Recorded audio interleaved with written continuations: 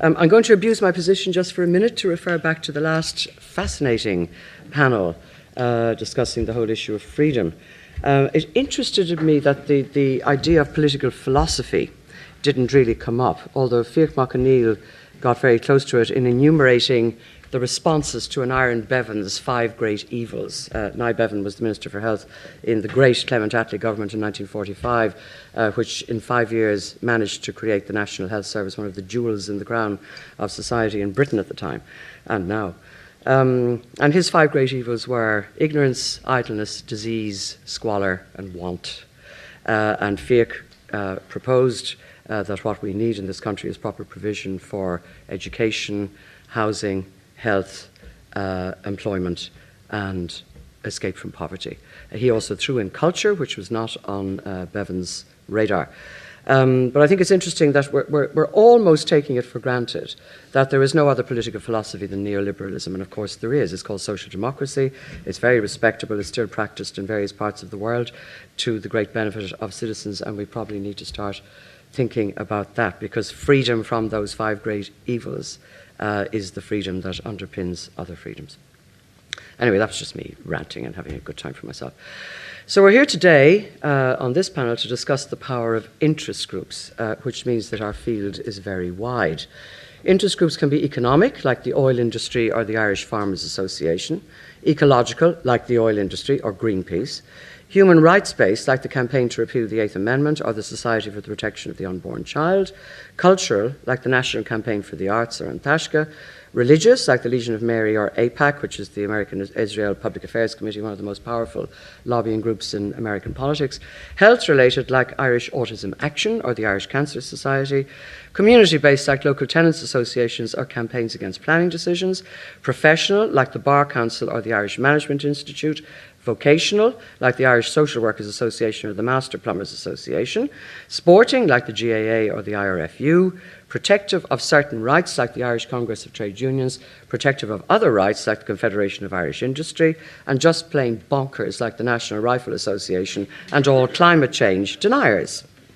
Now, that list will have demonstrated where a fair few of my prejudices lie, but they're only the tip of the iceberg. Practically all of us have been members of interest groups at some stage, your local residents association, your parent-teacher group, any charity to which you subscribe, Neighbourhood Watch, the Active Retirement Association, and so on. In many ways, interest groups are a part of any healthy functioning democracy. They become troublesome when they exert an influence disproportionate to their numbers, usually because of money and votes. For example, the latest awful school shooting in the US has again raised the rightful ire of those who think the Second Amendment, which proclaims the right to bear arms, should be secondary to protection of human life. The unholy alliance between hunters, survivalists, the massive arms industry and fear-stricken citizens has created a situation where even mild gun reform is a non-runner in the US Congress. Because the field is so wide, our speakers today may surprise and hopefully enlighten you with their choices. We have a very vibrant panel, and I'll introduce them to you now in a little more detail. They'll speak for approximately 10 minutes. The same format will apply as Diarmuid imposed on the last session. I won't be timing them to the minute, but I will glare at them if they go miles over the 10 minutes. I've got a special look for putting an end to your speaking. Then you will have a chance to comment. You can ask questions. You can express outrage or agreement or whimsy or whatever comes into your head. So they're going to appear to you in alphabetical order. And first you have Dr. Sandra Collins, who, as Myrna said, is the new director of the National Library of Ireland, one of our great and wonderful cultural institutions, which holds some of our greatest treasures, the Yeats papers, the Joyce papers, all kinds of interesting estate papers, a wonderful photographic collection. All of those materials are now under her very benign control. She herself says about herself that she's one of Ireland's women in technology who has moved into the cultural sphere. And Sandra is, of course, a mathematician by training. She speaks the language of the universe. I wish I did. We'd all understand things a lot more if we could speak mathematics, but she can do that. She was, from 2011 to 2015, the director of the Digital Repository of Ireland, which is based in the Royal Irish Academy, where she established and led an ambitious national research centre developing policy and e-infrastructure for digital preservation of cultural and social data. And of course, one of the great threats facing us in the 21st century and since the end of the 20th century is the loss of so much of our cultural heritage, because of digitization, because many of the documents that were created, say, in the 1980s, 1970s and 80s, have now vanished. They can no longer be read. And I see DRI, and especially as established by Sandra, as being probably the last hope we've got of being able to preserve our digital heritage properly. She serves on all kinds of international policy advisory groups.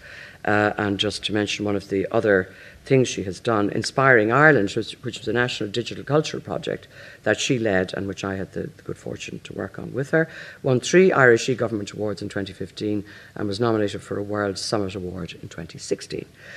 Next up we have Helen O'Connell, who is a native of Tralee, County Kerry. She comes from the Kingdom.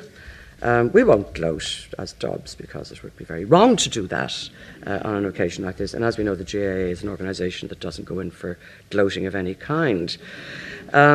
She's a graduate of UCD with an MA in History and a Diploma in Arts Administration. She's been involved in heritage projects in Kerry for over 20 years and has been curator of Kerry County Museum since 2000, so that's a long tenure there. She's currently working on an exhibition on casement in Kerry, A Revolutionary Journey, to be opened next year on the centenary anniversary of the landing of Sir Roger Casement on Bannistrand. It will take visitors on a series of revolutionary journeys. Roger Casement's path from servant of the Crown to Irish nationalist that led to the gallows in Pentonville Prison, the road to independence for Ireland with the first stepping stone of the Easter Rising, and the experience of Kerry people whose lives were transformed by the events of 1916. And it is a very interesting thing to have here somebody who's so centrally involved in our heritage. Heritage and culture are not separate, but they often have variations of difference between them.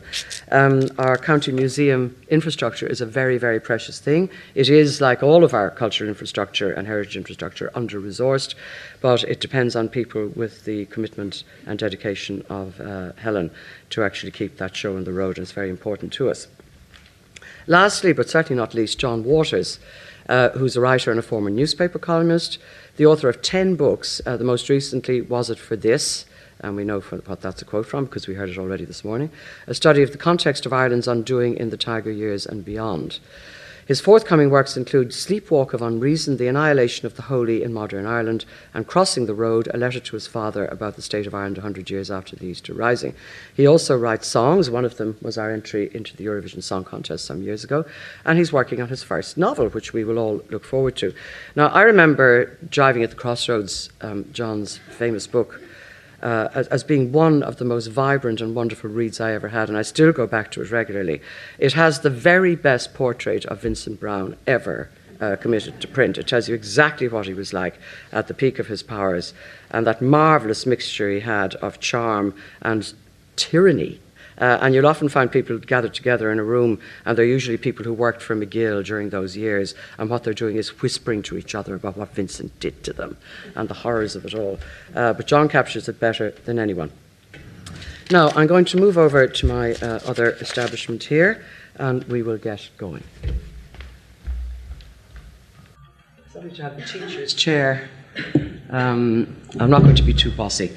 So the subjects people have chosen to talk about are very varied.